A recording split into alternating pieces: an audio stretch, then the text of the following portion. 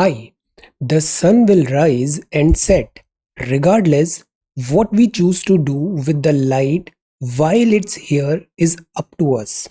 Journey wisely. Today is 27th of July 2021. Let us have a quick discussion of all these important topics. Rapid जी के yesterday questions के answers हैं। Ludhiana city located है Sutlej river पे। Star gazing the players in my life book लिखा है mister Ravi Shastri ji ने। City of chillies है Guntur Andhra Pradesh. चारुकुला dance है उत्तर प्रदेश का। फ्रांस और जर्मनी के बीच में है मैगिनॉट लाइन। द्री फेस्टिवल सेलिब्रेट करते हैं अरुणाचल प्रदेश में अपथनी ट्राइब। आज के सवाल है, where is the headquarter of international criminal court is located. Neermahal water festival कहाँ सेलिब्रेट करते हैं। नरूरा एटॉमिक पावर स्टेशन कहाँ पर लोकेटेड है। Sohrai Khovar painting is a traditional art of which state. Domni Dhuanchi and Jhumair ये इंडियन फोक डांस है from which state. Capital and currency of Qatar क्या है। यहाँ वर्ल्ड कप होने वाला है अभी। What is the capital and currency of Qatar. So these are 6 questions for today. आज की वोकैबुलरी है इनएविटेबल, मतलब सर्टेन टू हैपन, अनअवॉइडेबल है। यूजुअली ये नेगेटिव अंडरटोन होता है इसका कि this thing is inevitable, Thanos is inevitable. Thriving, thriving का मतलब prosperous and growing, flourishing. Patronage मतलब सपोर्ट देना। पैट्रन स्पॉन्सरशिप देना, से आर्टिस्ट को, जिसे मुगल एम्परर्स पैट्रोनेज देते थे पेंटर्स को। परपेट्रेटर मतलब जिसने क्राइम किया है। A person who carries out a harmful, illegal और immoral act. Whopping, that is a whopping success, very large, massive, enormous. अगर आप अच्छे से पढ़ोगे you will get whopping success. So these are some vocabulary words. If you come across any other important word, write down that word along with its meaning in the comment section down below. आज की vocabulary है heroes welcome. ये है Mirabai Chanu, silver medalist. Jam packed metro coaches हैं। Microbes, ये important news है। यमुना में biological oxygen demand और डिजॉल्व्ड ऑक्सीजन दोनों के ही पैरामीटर अच्छे नहीं हैं।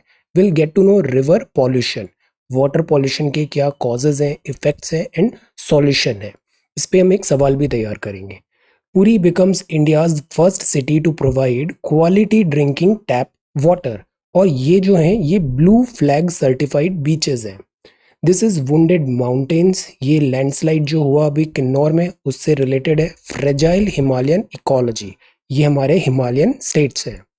Evaluating India's options in Afghanistan, options क्या बचे हैं हमारे पास अफगानिस्तान में। ये है एमिग्रेशन बिल, 1983 का बिल था, इसका अभी एक रिवाइज्ड वर्जन आने वाला है। Then this is clean Ganga funds, Kannauj ecology, this is Fatehpur Sikri mosque. Then this is southern Europe में भी दिस फायर के इंसिडेंसेस बढ़ रहे हैं। ओलंपिक्स में इंडिया का performance. Telangana temple and its UNESCO tag, explain section है इंडियन एक्सप्रेस का। डीलिंग विद डिलूज, और ये हिंदी में है ministry of statistics and programme implementation की ये नई रिपोर्ट। और ये कौन सी 3 रिपोर्ट और पब्लिश होती है। This is CSAT solution in certain question. So we are going to talk about all these important topics in next about 35 to 40 minutes. Our reference material is this The Hindu and this is Indian Express, both are Delhi edition. See, ये front page है the Hindu का। First news है heroes welcome, ये champion है हमारी Olympics silver medalist Mirabai Chanu, celebrating at the Indira Gandhi international airport in New Delhi upon her arrival from Tokyo on Monday. She has got rank 2। अभी एक ऐसा भी कुछ न्यूज़ आ रहा था कि चाइना की जो प्लेयर है उसको फर्स्ट रैंक मिला है, बट अगर वो डोप टेस्ट में फेल होगी तो ये जो सेकंड है ये एलिवेट होके फर्स्ट हो जाएगा। बट अभी के लिए this is silver medal. Then ये पॉलिटिकल है, this so this is the front page of the Hindu. Okay, ये नेक्स्ट पेज है। This is police and DU का जो पोर्टल है अभी स्टार्ट हुआ पोस्ट ग्रेजुएट रजिस्ट्रेशन के लिए। 4,500 लॉगिन थे केवल 15 मिनट में, education and PG. Then this is about parliament and protest. Tobacco, ये कुछ अच्छी न्यूज़ है। Tobacco use sees dip in Bollywood films, ये बहुत ज़रूरी है। हमने एक सवाल तैयार किया था कि जो बॉलीवुड है इसका इंटरनेशनल रिलेशंस, डायस्पोरा और इंडिया की सॉफ्ट पावर में क्या इम्पैक्ट आता है। Have a look previous this notes में। अब जो बॉलीवुड फिल्म्स हैं, ये जो बॉलीवुड फिल्म्स होती है ना, ये ट्रेंड सेटर भी होती है। बॉली को आप रीजनल फिल्म्स से भी आप चेंज कर सकते हो, Tollywood, Kollywood etcetera. The point is, जो फिल्म्स होती है ना, ये एक ट्रेंड सेट करती है। फिल्म्स होती हैं, ये मिरर होती है सोसाइटी का। फिल्म्स को देख के ही हम बहुत सारी चीज़ें सीखते हैं। फिल्म्स को देख के ही हम बहुत सारे दिस पैटर्न, हैबिट्स, ये सारी चीज़ें डेवलप होती है। तो दिस इज़ रियली गुड कि एक टाइम था जब बॉलीवुड में स्मोकिंग, टोबैको, वायलेंस, इस टाइप की चीज़ें ज़्यादा कूल बनाने की कोशिश की जा रही थी, तो उसका यूज़ डिप हुआ है, which is a good thing. ये मेट्रो है। Though standing travel is banned, metro के जो कॉम्यूटर्स हैं stand shoulder to shoulder during peak hours on Monday, shoulder to shoulder during peak hours on Monday. So this is again one cause of worry. Although COVID के cases dip हो रहे हैं, but we should not let the guards down. Similarly जो DTC की buses है वो भी jam packed है। रिस्ट्रिक्शन ईज हुए हैं, but most cinema halls remain closed. ये कोविड रिलेटेड न्यूज़ है। देन ये हमारे काम की न्यूज़ है। Microbes from human animal excreta found above desirable limits in Yamuna. See, rivers हमारी पॉल्यूटिंग है। ये जो यमुना रिवर है ना, ये कोई बर्फ नहीं है, ये टॉक्सिक फोम है जो फ्लोट हो रहा है यमुना पे in Delhi. Yamuna is one of the most polluted river in north India. अब सी, ये इतनी पॉल्यूटेड रिवर है कि रिवर को, जिसको ट्रेडिशनली, रिलीजियसली, हिस्टोरिकली हम पवित्र मानते थे, हम ये मानते थे कि इन रिलीजन में हम ये मानते थे कि इन रिवर्स पे अगर डिप करेंगे तो डिसीजेस दूर हो जाएगी एंड ऑल गुड थिंग्स होंगी। But now look at this picture कि अगर इस रिवर में, फॉरगेट अबाउट ड्रिंकिंग, अगर आपने बादिंग भी किया ना, you will get diseases. Very difficult to achieve bathing quality standards, government की रिपोर्ट ने ये बोला। The point is pollution is too much of pollution. Pollution बढ़ गया है, उसका एक रीज़न ये भी है कि पॉपुलेशन बढ़ गई है। पॉपुलेशन बढ़ गई है और शहर हमारे अनप्लैंड है। अब दिल्ली में इतने सारी पॉपुलेशन है और पूरे रिवर, पूरे सिटी का जो एक्सक्रीटा है, जो वेस्टेज है, वो बिना किसी फिल्ट्रेशन के, बिना किसी ट्रीटमेंट के सीधा आके मिल जाता है यमुना रिवर में। तो यमुना रिवर का पॉल्यूशन होना तो है, तय है। Levels of faecal coliform, microbes from human and animal excreta, ये डायरेक्टली रिवर में मिल रहा है। अबव डिजायरेबल लिमिट है in all points tested in the Yamuna in Delhi. तो this is very very wrong. ये जो रिपोर्ट है, ये सबमिट किया यूनियन मिनिस्ट्री ऑफ जल शक्ति ने, और इसने बताया एब्सेंस है मिनिमम एनवायरमेंटल फ्लो। ये जो तीन टर्म है ना, इसको भी हम समझेंगे। Biological oxygen demand, dissolved oxygen और मिनिमम एनवायरमेंटल फ्लो। रिवर जो होती है ना, ये हमेशा बहती रहनी चाहिए, मतलब इसमें एक सफिशिएंट लेवल ऑफ वाटर होना चाहिए। अगर रिवर बहती रहती है तो ये पानी खराब नहीं होता, जो भी गंदगी रहती है वो उसको बहा के आगे ले जाती है समुद्र में, वो वहां से वॉश आउट हो जाता है। द पॉइंट इज, अगर रिवर में सफिशिएंट पानी है नहीं तो रिवर क्लीन नहीं हो पाएगी। तो एक मिनिमम एनवायरमेंटल फ्लो होना जरूरी है, जो यमुना में मिसिंग है। तो इसीलिए यहाँ की जो वाटर क्वालिटी है वो बड़ी खराब हो गई है। तो ये पहला टर्म है, minimum environment flow. According to international union for conservation of nature, this is IUCN, minimum जो एनवायरनमेंटल फ्लो है रिवर में वो होना चाहिए वेटलैंड में, कोस्टल जोन्स में। इससे क्या होता है, वहाँ का जो इकोसिस्टम होता है वो सस्टेनेबल होता है। Their benefits where there are competing water use and where flows are regulated. अगर पानी कम है तो जो पानी में रहने वाले जीव जंतु हैं उनको भी लिमिटेड वाटर के कारण कंपटीशन हो जाएगा। तो यहाँ पे हो जाएगा स्कार्सिटी, और उससे क्या होता है, जो एनिमल्स है, मेरीन एनिमल्स है, दे स्टार्ट डाइंग। अब ये दो टर्म है, BOD and DO, biological oxygen demand and dissolved oxygen. BOD 3 milligram पर लीटर से होती है तो वो अच्छा माना जाता है। ये एक और पैरामीटर है। 1 और 2 तक BOD होता है मतलब विच इज गुड। 3 से 5 में मतलब मॉडरेटली क्लीन। इससे ऊपर जाता है मतलब पॉल्यूशन है। अब व्हाट इज BOD? BOD का फुल फॉर्म होता है bio chemical oxygen demand. Bio chemical oxygen demand ये एक अमाउंट ऑफ डिजॉल्व ऑक्सीजन है needed by aerobic biological organism to break down organic material present in a given water sample at certain temperature over a specific time period. मतलब कि BOD एक minimum amount of dissolve oxygen है जो बताता है कि aerobic biological this breakdown के लिए कितना रिक्वायरमेंट है, एरोबिक बायोलॉजिकल ऑर्गेनिज्म को कितना चाहिए। तो सपोज अगर बायोलॉजिकल ऑर्गेनिज्म ज़्यादा है तो बीओडी का लेवल भी खराब होगा, ब्रेकडाउन के लिए उनको ज़्यादा चाहिए होगी। तो दैट इज़ वाई जो बीओडी है, बायोलॉजिकल ऑक्सीजन डिमांड है, इसका लेवल 1 या 2 से ज़्यादा नहीं होना चाहिए। अगर लेवल 1 या 2 पे है, इसका मतलब है जो बीओडी अगर 1 और 2 पे है, मतलब ऑर्गेनिजम्स आर लेस। ये जो एरोबिक बायोलॉजिकल ऑर्गेनिजम्स हैं, they are less in water. तो this is biochemical oxygen demand. और जो दूसरा टर्म है वो है डीओ, डिजॉल्व्ड ऑक्सीजन। जैसे अभी हमने नॉर्थ ईस्ट में एक लेक देखा था, और इवन चंडीगढ़ की भी एक लेक देखा था, सुखना लेक। उसमें अचानक बहुत सारी मछलियां मरने लग गई। क्यों मरने लग गई? बिकॉज ऑक्सीजन की कमी हो गई थी।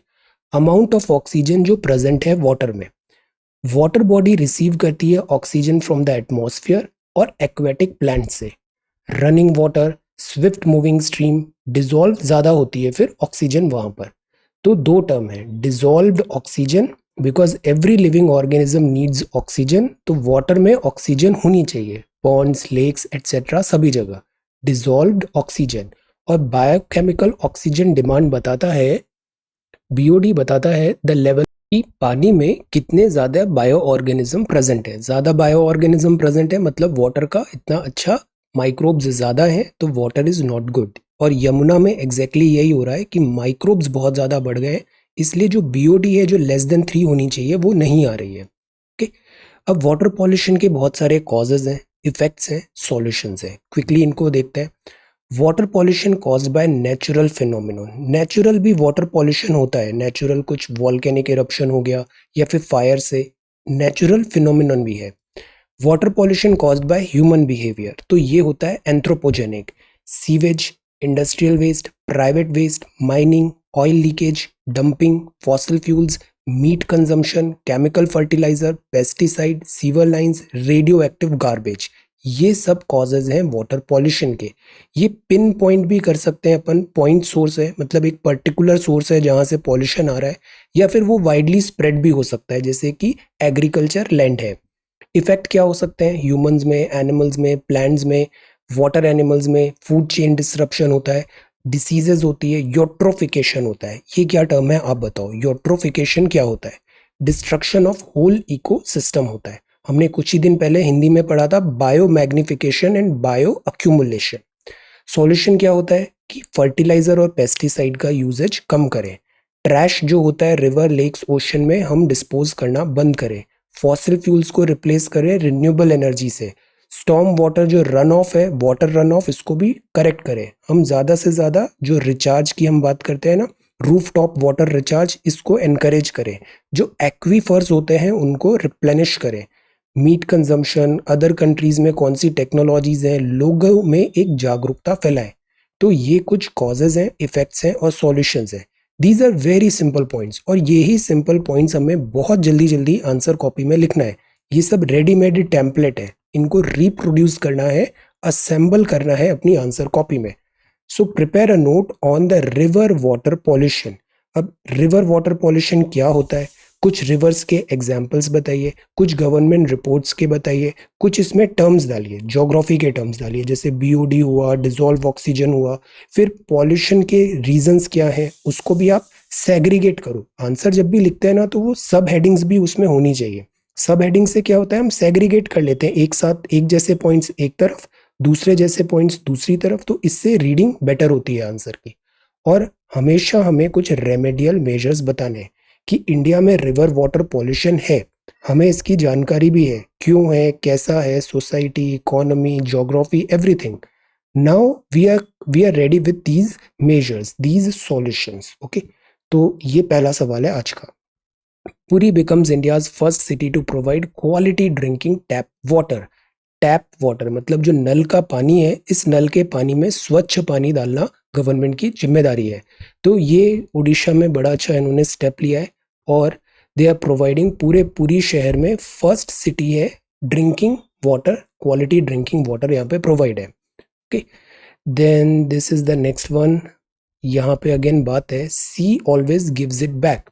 सी, जो ओशन है ये भी अगेन पॉल्यूटेड हो रहे हैं। कल ही परसों हमने माइक्रो प्लास्टिक्स पढ़े थे, ओशन पॉल्यूशन भी एक बहुत बड़ा कॉज ऑफ वरी है, इससे भी मैरीन लाइफ डिस्टर्ब हो रही है, क्लाइमेट चेंज रैपिड हो रहा है। तो ये जो सिविक वर्कर्स हैं ये क्या कर रहे हैं, जो बीचेस हैं यहाँ पे इसको क्लीन कर रहे हैं। बीचेस से रिलेटेड ये सवाल बड़ा इंपॉर्टेंट है और वो सवाल है ब्लू फ्लैग सर्टिफाइड बीचेस। हाल ही में इंडिया के इन कुछ बीचेस को ब्लू फ्लैग सर्टिफिकेशन मिला है, मतलब they are good, they are clean, they are safe, they are hygienic. Blue flag certified beaches है, तो इससे इनका वैल्यू बढ़ जाता है, टूरिज्म पोटेंशियल बढ़ जाता है। जैसे कि शिवराजपुर है गुजरात में, घोगला है दमन एंड दीव में, कासरकोड और पादुबिद्री है कर्नाटका में, कप्पड़ है केरला में, राधानगर का है अंडमान एंड निकोबार में, ऋषिकोंडा आंध्रा में है और गोल्डन बीच है उड़ीसा में।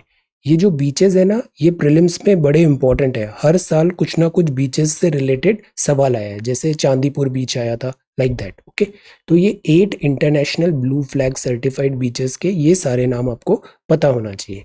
आप बताओ इंडिया के कितने स्टेट्स हैं जो कोस्टल स्टेट्स हैं? कोस्टल स्टेट्स नंबर क्या है उनका? और जो कोस्टल है हमारी, इस पूरी जो लेंथ है इसका नंबर कितना है, कितने किलोमीटर है, इंक्लूडिंग दिस मेन इंडिया और ये island Lakshadweep and Andaman and Nicobar. Then this is wounded mountain. अब आते हैं एडिटोरियल में। फर्स्ट एडिटोरियल पॉलिटिकल है, सेकंड एडिटोरियल है हमारे काम का वुंडेड माउंटेन सी। आज सुबह एक स्टूडेंट ने एक वीडियो भी सेंड किया कि कैसे यहाँ पे किन्नौर में हिमाचल प्रदेश में ऊपर से लैंडस्लिप हुआ, तो ऐसे बड़े बड़े बोल्डर्स बिकॉज ऑफ ग्रेविटी नीचे ऐसे रोल होते हुए आ रहे थे और उनका इम्पैक्ट इतना ह्यूज था कि यहाँ पे एक ब्रिज था वो भी टूट गया। This is horrific. Tourist tragedy in Himachal Pradesh points to the importance of preserving ecology. This is a warning sign कि इकोलॉजी को प्रिजर्व करना क्यों जरूरी है। सी, ये जो हिमालयन स्टेट्स है ना हमारे, ये सारे हिमालयन स्टेट्स हैं। ये थोड़ा पुराना मैप है। जम्मू कश्मीर लद्दाख हुआ, देन हिमाचल हुआ, उत्तराखंड हुआ, फिर बीच में आ जाता है नेपाल। नेपाल के बाद यहाँ पर है सिक्किम। सिक्किम के साथ साथ हम वेस्ट बंगाल का भी कुछ पार्ट इंक्लूड कर सकते हैं। देन ये पूरे नॉर्थ ईस्ट के भी हिमालय में मान लेंगे हम। मेघालय, अरुणाचल, नागालैंड, असम, मणिपुर, मिजोरम, त्रिपुरा। तो जो हिमालय है ना वो ऐसा है, यहाँ पर एक सिंटेक्शियल बेंड है और एक यहाँ पर है, and this is entire Himalayan system. Geography आपने एनसीईआरटी बहुत अच्छे से पढ़ ली है। प्रीलिम्स आ रहा है इस ज्योग्राफी की दोनों किताबों को, 11th एंड 12th की जो 4 किताबें हैं ज्योग्राफी की, 2 11th और 2 12th, नहीं तो भी आपको 3 से 4 बार पढ़ना है इन्हें कि 11th एंड 12th की ज्योग्राफी। तो ये इंडिया है ना, इंडिया का हिमालयन सिस्टम है।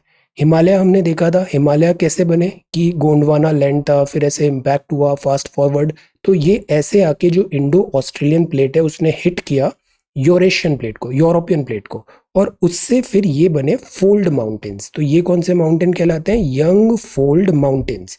अब because they are very young, young है मतलब स्टेबल नहीं है, स्टेबल नहीं है मतलब अभी भी यहाँ पे अपलिफ्टमेंट हो रहा है, टेक्टोनिक एक्टिविटी हो रही है।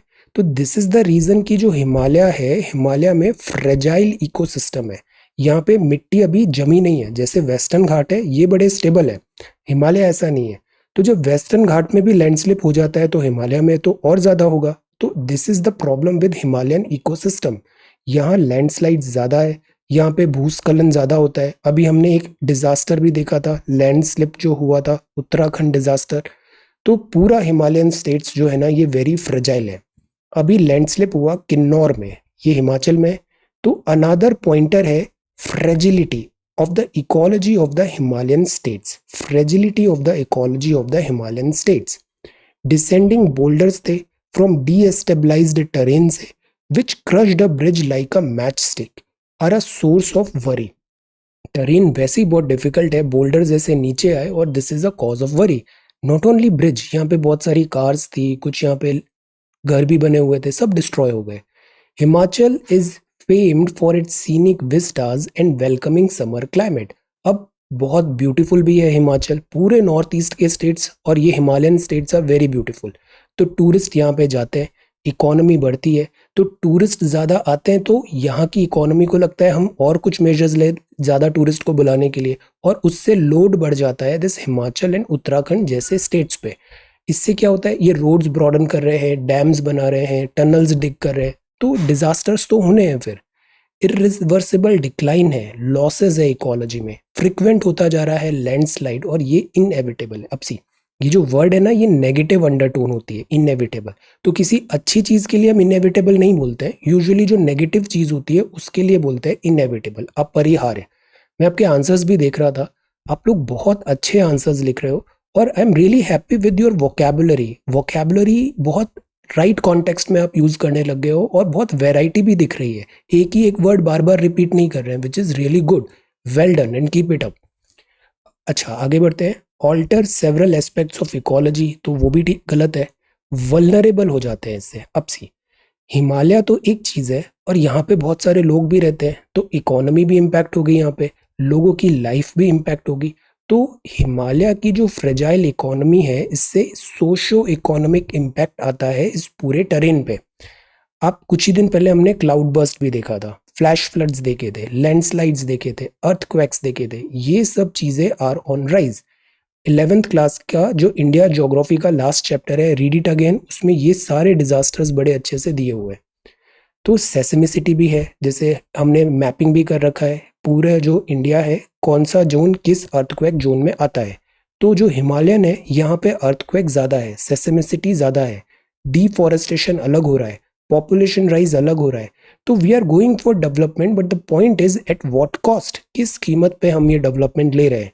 तो this is the second question for today.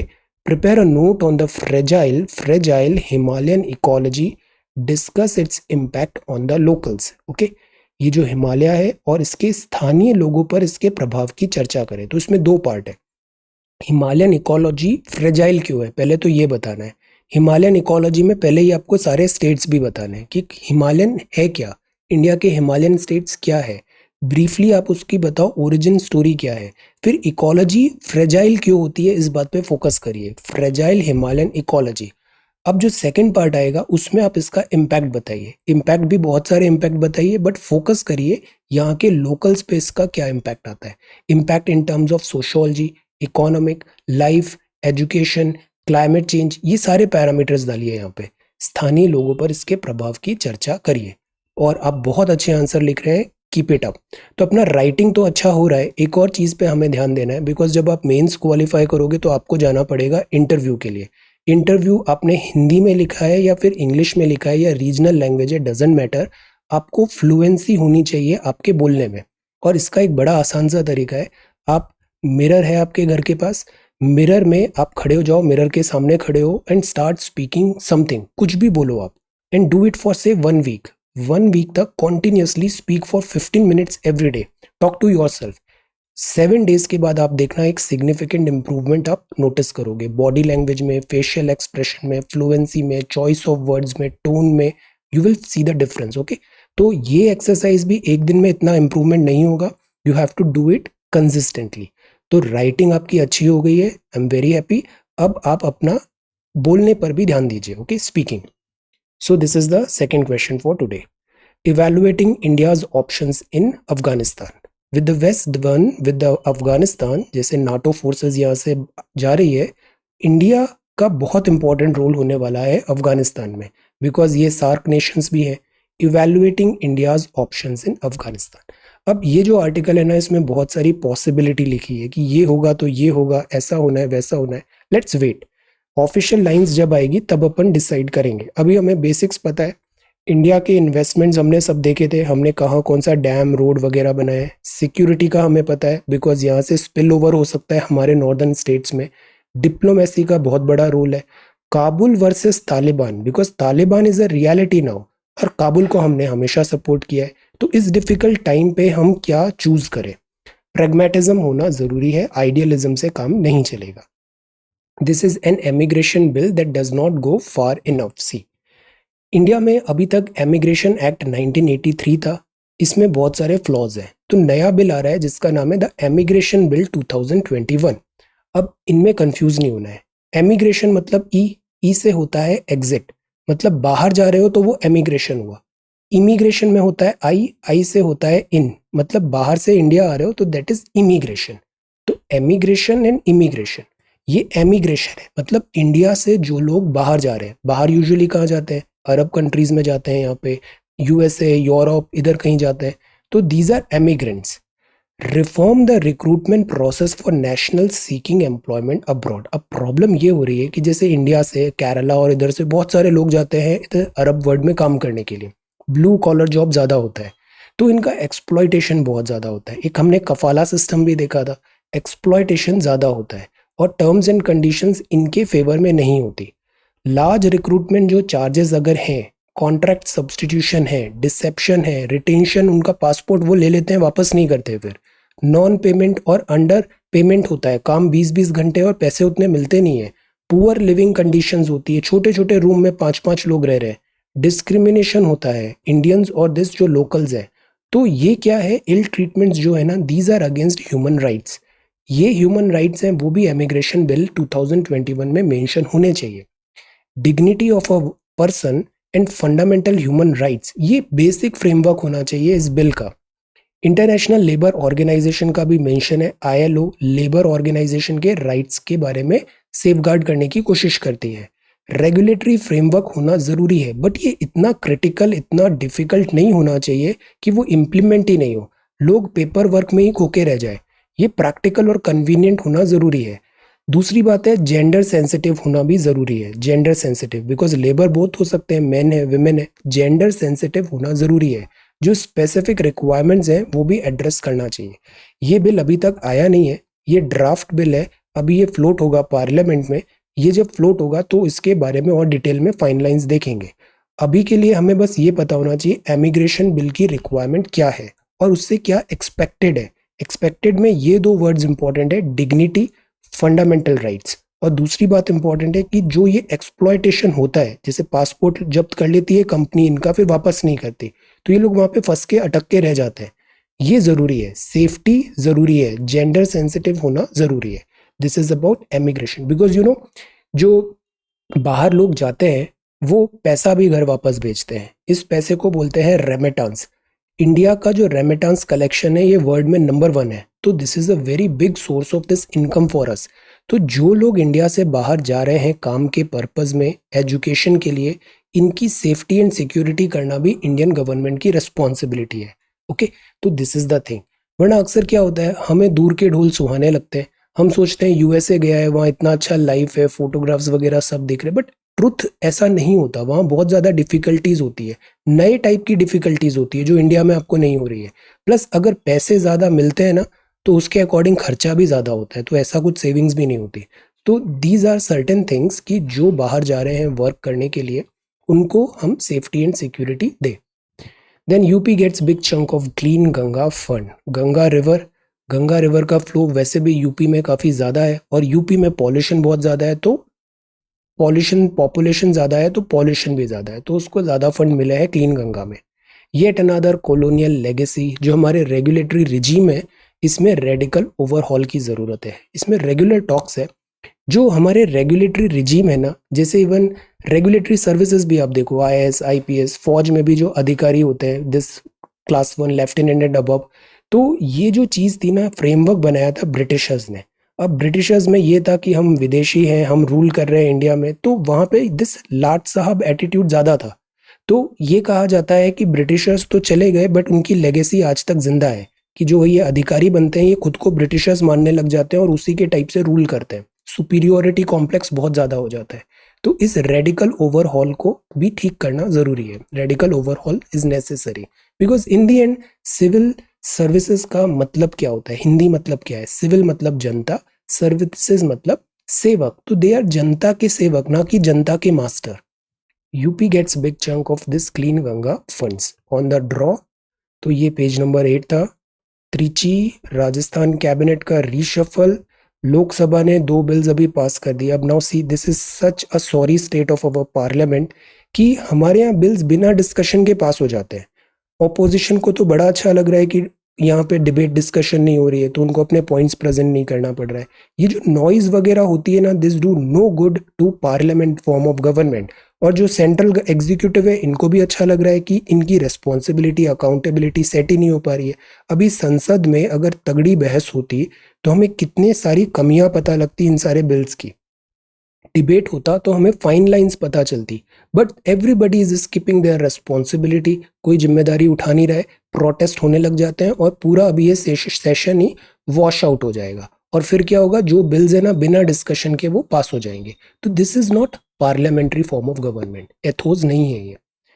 India engages Taliban but questions Pakistan support. अब पाकिस्तान का गेम है, तालिबान को वो पैसे भी दे रहा है और वेपन्स भी दे रहा है, but Taliban is again independent रहना चाहेगा। अब इसमें इंडिया क्या स्टैंड लेगा, लेट अस सी। अभी ब्लिंकन भी आने वाले हैं इंडिया। प्रेसिडेंट साहब ने होमेज दिया मार्टर्स को, ऑडिट टू द ब्रेव। ये कारगिल दिवस कारगिल मेमोरियल द्रास सेक्टर में। जेई एडवांस अक्टूबर 3 में होगा। ये है हमारे एनडीआरएफ सेफ्टी टीम, और महाराष्ट्र में भी ये बाढ़ बहुत ज़्यादा है। Land use change disrupted Kinnaur's ecology. यहाँ पे ना बहुत बड़े बड़े बोल्डर्स ऐसे लुढ़क लुढ़क के आ गए ऊपर से, और नीचे उन्होंने बहुत ज़्यादा डैमेज किया। ये इसलिए हुआ, लैंडस्लिप इसलिए हुआ बिकॉज हम इकोलॉजी ही डेवलप चेंज कर रहे हैं, ऑल्टर कर रहे हैं इस एंटायर हिमालयन स्टेट्स का। Fragility of entire Himalayan ecosystem. Land use policy. Revenue from monuments down है। ये है फतेहपुर सीकरी मॉस्क। ये किसने बनाया था बताइए, Fatehpur Sikri mosque. Then this is CBSE बोल रही है वैक्सीनेशन करें स्टाफ का। सोडोकू है ये। स्टेलमेट अभी भी बना है यूएस चाइना ऑफिशियल्स में। चाइना आउटराइटली चैलेंज कर रहा है यूएसए को, यूएसए की हेजेमनी को। सोले ने बोला है मालदीवियंस को to rise against extremism. This is a very good statement. All world leaders, everybody, every elder should step forward और बोलना चाहिए राइज अगेंस्ट एक्सट्रीमिज्म। प्रेसिडेंट ने यहाँ पे इनको कोर्स करेक्शन की बात कहा। Afghan conflict is having devastating impact. इतना यहाँ पे लॉसेस हुआ यूनाइटेड नेशन की रिपोर्ट में। ये जो वॉर होती है ना, इसमें कोई भी विनर नहीं होता है, वॉर में everybody is a loser. UK could bar China from nuclear projects. Southern Europe, this is new development. Southern Europe में अभी गर्मी ज्यादा हो रही है और वाइल्ड फायर ज्यादा हो रहे हैं। France Greece sends aircraft to tackle Italy fire. Situation worsen है। ये जो एरिया है ना मेडिटेरेनियन एरिया को हम बोलते हैं विंटर रेंज होती है यहाँ पे, विंटर रेंज। यहाँ पे समर में रेंज नहीं होती because of this shift of this ITCZ होता है। शिफ्ट ऑफ दिस आईटीसीजी के कारण, जैसे सन का हमने पढ़ा था ना, ऊपर नीचे ऐसे अपरेंट मूवमेंट है। तो ये जो बेल्ट्स है, इक्वेटर ऊपर, दिस कैंसर, ये कैप्रिकॉन, ये भी ऊपर नीचे शिफ्ट होती है। इसमें आईटीसीजी शिफ्ट होता है तो वेस्टर्लीज भी शिफ्ट होती है, और उसके कारण यहाँ पर मेडिटेरेनियन जो जोन है यहाँ पे होती है विंटर रेंज, और यहाँ पे सिट्रस फ्रूट्स भी बहुत ज़्यादा है। तो वैसे इतनी गर्मी होती नहीं थी यहाँ पे, बट अब गर्मी बढ़ रही है और फायर के केसेस बढ़ रहे हैं। High inflation is a reality, but ये ट्रांजिटरी है। आरबीआई अभी भी ऑप्टिमिस्टिक है और वो डॉविश पॉलिसी अपना रहा है। हमने ये बहुत बार पढ़ा है, आप बताओ डॉविश और हॉकिश में क्या डिफरेंस होता है। डॉविश पॉलिसी और हॉकिश, कौन सी इजी मनी पॉलिसी है, कौन सी टाइटर मनी पॉलिसी है। डॉविश स्टैंड अभी आरबीआई लेगा। ये मॉनेटरी पॉलिसी कमिटी अगस्त 6 को अपने डिसीजंस देगी, तो हम इसको एक बार फिर से देखेंगे। MPC is again important. Then airport है, दिस इज प्रॉफिट जूम हुआ है। टाटा मोटर्स के लॉसेस कम हुए हैं। मसूर दाल पे इंपोर्ट लेवी कम हो गया है। Okay, then this is Olympics. Olympics में Sharath surmounts this challenge, good. Mirabai India आई, ग्रैंड रिसेप्शन। कल बहुत अच्छा खेला उन्होंने, भवानी देवी बहुत अच्छा इन्होंने यहाँ पे खेला फेंसिंग, बट शी लॉस्ट। ये वर्ल्ड नंबर 3 थी फ्रांस से she lost, but she played a very good game. Then ये मेदवेदेव हो गया, ये इंडिया का टेनिस प्लेयर है। नागल अच्छा प्लेयर है, बट इसका मुकाबला ही नंबर 2 रैंक प्लेयर से हो गया, तो he lost. Then Indian women ने डिसअपॉइंट किया, put up a better show but lose to Germany this time. ये स्विमिंग है, यहाँ पे दिस मनिका बत्रा, और this is rare gold for Russians हुआ। ओलंपिक्स, ये बड़ा अच्छा टाइम है ओलंपिक का, जो अभी पीरियड चल रहा है ना। अपने स्पोर्ट्स का जीके बेटर करिए, स्पोर्ट्स की नॉलेज बढ़ाइए, डिफरेंट डिफरेंट गेम्स कैसे होते हैं, खो खो में कितने प्लेयर्स होते हैं, या फिर कबड्डी में कितने प्लेयर्स होते हैं, वॉलीबॉल में कितने प्लेयर्स होते हैं। ओके, बताइए कबड्डी, खो खो, वॉलीबॉल, या फिर बेसबॉल होती है उसमें कितने प्लेयर्स होते हैं, क्रिकेट में कितने होते हैं, हॉकी में कितने प्लेयर्स होते हैं। हॉकी भी आइस हॉकी अलग होती है और फील्ड हॉकी अलग होती है। ये बड़ा अच्छा टाइम है, स्पोर्ट्स में थोड़ा इंटरेस्ट डेवलप करिए and learn about sports and their players. एक बेसिक नॉलेज होना चाहिए, यही एक अच्छा स्ट्रैटेजी है। रेंज होनी चाहिए इन सर्टेन डेप्थ। ओके, तो ये इस पूरे ड्यूरेशन में स्पोर्ट्स को अच्छा करना है।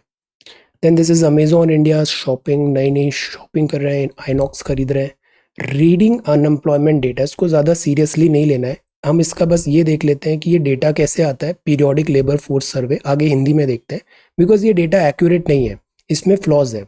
हमारा जीडीपी ग्रोथ तो हिट हुआ, बट डेटा ऐसा बता रहा है कि हमारा एम्प्लॉयमेंट जो है वो बढ़ा है, अनएम्प्लॉयमेंट कम हुआ है। तो this is the beauty with data. Data को वैसे भी कहते हैं ऐसा है कि डेटा वो बोलता है जो हम सुनना चाहते हैं। This is a criticism, but the point is PLFS का सर्वे कौन निकालता है, ये सब अभी हम आगे देखते हैं। ये तेलंगाना का टेम्पल है एंड इट्स यूनेस्को टैग। ये पूरा आर्टिकल एक बार आप पढ़ लीजिए, इसमें ना बड़े अच्छे से दिया है। कल जो हमने पढ़ा था ना 39th जो वर्ल्ड हेरिटेज साइट इंडिया की आई है, उसके बारे में दिया है कि ये वर्ल्ड हेरिटेज साइट है, आउटस्टैंडिंग यूनिवर्सल वैल्यू है, तेलंगाना में हैदराबाद के पास सिचुएटेड है। 44th सेशन जो यूनेस्को का हुआ था वहां पर इसको 39th साइट ऑफ इंडिया की इसमें इंक्लूड कर लिया है। ये बना है 13वीं शताब्दी में। रामप्पा टेम्पल है पालमपेट तेलंगाना में। Rudreshwar temple situated Warangal. Inscription भी है 1213 का, बिल्ट बाय काकटिया जनरल ने बिल्ट किया था। रीड अबाउट दीज थिंग्स, एक क्विकली रीड कर लीजिए। बेसिक बेसिक हमें पता होना चाहिए, कब बना है, कहाँ बना है, किसने बनाया है, एटसेट्रा। ये सैंडस्टोन पे बना है, बीम्स एंड पिलर्स हैं। इनर जो सेंटम है लाइट वेटेड पोरस ब्रिक्स है, स्कल्पचर्स हैं, ब्रैकेट फिगर्स हैं। दिस इज लस्टर अभी भी इंटैक्ट है इसका। तो इसके लिए आप एक काम और करिए, 11th की ही एक बुक है जिसमें आर्ट एंड आर्ट फॉर्म्स दिए हुए हैं। एक बार वो बुक का भी आप क्विक रीडिंग करो, बहुत डिटेल में नहीं, क्विक रीडिंग करो, और जो इंपॉर्टेंट पॉइंट्स हैं उसमें वो उसमें I have mention over there. Go through that video, binge watch करिए, एक दिन में पूरे चैप्टर्स कंप्लीट कर लीजिए। फिर आप देखना, एक बार आपका फर्स्ट लेयर कंप्लीट हो जाएगा ना, सेकेंड टाइम आप जब आप उसे देखोगे तो बेटर अंडरस्टैंडिंग होगी। तो वेव नेचर जो होती है ना स्टडी की, दिस रियली वर्क्स। पहले एक बार क्विक रीडिंग करिए, फिर आपको और फाइन डिटेल्स पता चलेंगे, फिर इंटरलिंकिंग पता चलेगी कि चैप्टर 1 की कोई बात है वो चैप्टर 8 से लिंक हो रही है, चैप्टर 7 की बात चैप्टर 6 से लिंक हो रही है, कुछ ज्योग्राफी की लिंकेजेस आ रहे हैं। तो ये तब होता है जब हमने सारे चैप्टर सारे सब्जेक्ट में एक थ्रेशोल्ड क्रॉस कर लिया। वो थ्रेशोल्ड क्रॉस कर लोगे ना, फिजिक्स, ज्योग्राफी, हिस्ट्री, इकोनॉमिक्स सब में, तो आपकी इंटरलिंकिंग बड़ी अच्छी हो जाएगी, आप हर जगह चीज़ों को इंटरलिंक कर पाओगे। बट पहले आपको एक थ्रेशोल्ड क्रॉस करना है, इसलिए क्विकली सारी एनसीईआरटीज गो थ्रू इट। ये यूनेस्को की वर्ल्ड हेरिटेज साइट है। Okay, then this is guard rails of privacy is very important. ये है डीलिंग विद डिल्यूज। यह बड़ी अच्छी बात की है, जो डिजास्टर्स है ना ये अब कम नहीं होने, ये बढ़ने ही है। मॉनसून की वैगरीज भी बढ़ती जा रही है। द पॉइंट इज हमें रिजाइलियंट इंफ्रास्ट्रक्चर डेवलप करना पड़ेगा। इकोलॉजिकल थिंकिंग है वो मल्टी डायमेंशनल होनी चाहिए, सारे सब्जेक्ट एक्सपर्ट्स को एक जगह इंक्लूड करें डिजास्टर प्लानिंग में। फोरकास्ट इंपॉर्टेंस है, प्लानिंग की भी इंपॉर्टेंस है, पॉलिसी मेकर्स का वर्क भी इंपॉर्टेंस है। ये जो काम है वो है टीम वर्क का। जैसे अभी क्या हुआ, ओवरऑल तो बारिश ठीक है, बट कभी बहुत सूखा पड़ जाता है, कभी अचानक बहुत बारिश हो जाती है, तो इससे डैमेज होता है। ये इंडिया में अभी देखने को मिल रहा है, और रीजन यही है इसका, climate change. It's clear that building resilience of communities to climate vagaries will require building channel of communication between experts, conservationists, and political class and civil society at large. Very good line, note it down. हमें multi stakeholders जो हैं सबका support and efforts required है। So this is this piece. और ये जो next है ideas page, ये है the great convergence and a lag. Again US और इससे रिलेटेड पॉलिसीज हैं।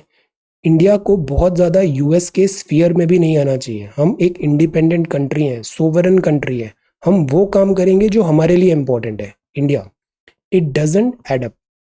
कोविड रिलेटेड न्यूज़ है, the limits of sectoral growth. Vaccination का पेस फिर कम होने लग गया, लोग कॉम्प्लासेंट हो रहे हैं। देन इनफ टाइम गिवन, अभी पेमेंट करो टाइम पे। चाइना हांगकांग मार्केट भी फॉलो हुआ, यूएस पे डिपेंडेंट है।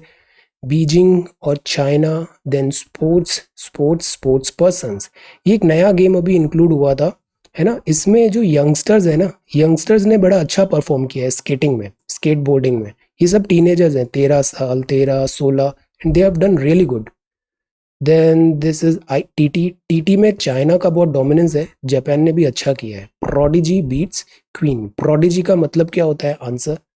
सो ये तो था द हिंदू और इंडियन एक्सप्रेस। अब हम देखते हैं जो अभी हमने देखा ना, पीएलएफएस, ये आता है government of India, ministry of statistics and programme implementation में राष्ट्रीय सांख्यिकी कार्यालय CSO। अभी हाल ही में NSO, नेशनल सांख्यिकी कार्यालय ने जुलाई 2019 और जून 2020 के बीच आयोजित आवधिक श्रम बल सर्वेक्षण PLFS की रिपोर्ट जारी की है। PS periodic labour force survey. तो ये काम है बाय दिस मंत्रालय। सांख्यिकी और कार्यक्रम कार्यान्वयन मंत्रालय के अंतर्गत सांख्यिकी सेवा अधिनियम 1980 के तहत एक्ट के अंदर 1980 एक्ट के अंदर सरकार की यह है केंद्रीय सांख्यिकी एजेंसी, सेंट्रल स्टैटिस्टिकल ऑफिस। ये सरकार और अन्य उपयोगकर्ताओं की आवश्यकताओं को पूरा करने के लिए सांख्यिकी मतलब जो नंबर्स हैं उसकी सूचना कलेक्ट करती है, डेटा कलेक्ट करेगी, नंबर्स कलेक्ट करेगी, रिपोर्ट्स करेगी। बिकॉज नंबर्स के आधार पर ही नीति निर्माण होगा, पॉलिसी होगा, नियोजन होगा, निगरानी होगा, प्रबंधन होगा। तो सेंट्रल स्टैटिस्टिक्स का नंबर ही होता मतलब ही होता है नंबर्स, डेटा, फिगर्स। ये है CSO। ओके, तो CSO PLFS रिपोर्ट तो लाता ही है, साथ ही साथ ये 3 रिपोर्ट्स और लाता है सूचकांक भी। एक है IIP इंडस्ट्रियल, दूसरा है कंज्यूमर CPI और सतत विकास लक्ष्य राष्ट्रीय संकेतक रूपरेखा प्रगति रिपोर्ट। तो IIP औद्योगिक, उपभोक्ता और सतत विकास, ये रिपोर्ट भी आती है बाय दिस CSO, राष्ट्रीय सांख्यिकी कार्यालय। प्रीलिम्स में बड़ा स्ट्रेट फॉरवर्ड सवाल आता है कि CPI रिपोर्ट कौन रिलीज करता है, IIP कौन करता है, PLFS रिपोर्ट किसने रिलीज किया। हर साल 1 या 2 क्वेश्चन इसमें आए हैं कि कौन सी report is released by which department और ऑर्गेनाइजेशन। ओके, तो रिमेंबर दीज 3-4 नेम्स। ये सी सेट है, बड़ा आसान है। ब्रेथ इतनी है, लेंथ इतना ही है, 115%, बिकॉज 15% मोर है। अगर ये लेस होता तो हम 85 कर देते हैं, 100 में से 15 कम, बट यहाँ मोर है तो 100 + 15 115। 460 है, x 20 आ गया, सिंपल। हाइट और बेस इतना दिया है तो एरिया दोनों का multiplication 72, 2x square 72, x is equal to 6। Then ये वाला आसान था, इसका ई आ रहा है आंसर 60 मीटर। लेंथ L है तो ब्रेथ L-20 हो गया। पैरामीटर मतलब सारी साइड्स का सम, तो L + L-20। अब ये L है तो ये भी L होगा, L-20 L-20, तो 2 टाइम्स L + L-20 ये हो गया। और इसको हम रेट दिया है 26.5 से मल्टीप्लाई करेंगे 5300, तो L आ जाएगा 60 मीटर। इजी। 3 पंप है, वर्क कर रहे हैं 8 घंटे पर डे, एम्प्टी कर सकते हैं टैंक को 2 दिन में। How many hours a day must 4 pumps work to empty the tank in 1 day. 1 minute में इसका आंसर बताइए। देन 18 बाइंडर्स हैं, बाइंड करते हैं 900 बुक्स 10 दिन में। How many binders will be required to bind 660 books in 12 days. Speed is also very very important in C set. और speed के साथ साथ एक्यूरेसी भी होनी चाहिए, और वो तब आती है जब आप प्रैक्टिस करते हो। Sum of 3rd and 15th element arithmetic progression का इक्वल है to the sum of 6th, 11th, 13th element of the same progression. AP हमें पता है, D एक कांस्टेंट है, first term, second term, third term.